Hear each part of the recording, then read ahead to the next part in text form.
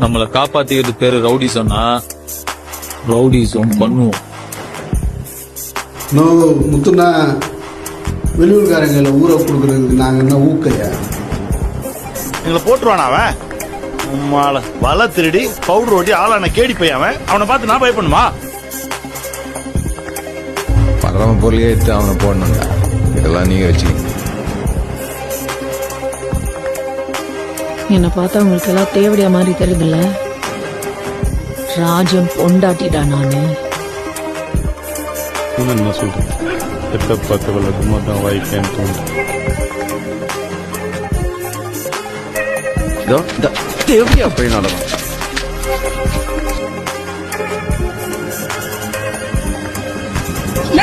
சுத்த போறீங்களா? ஆமா.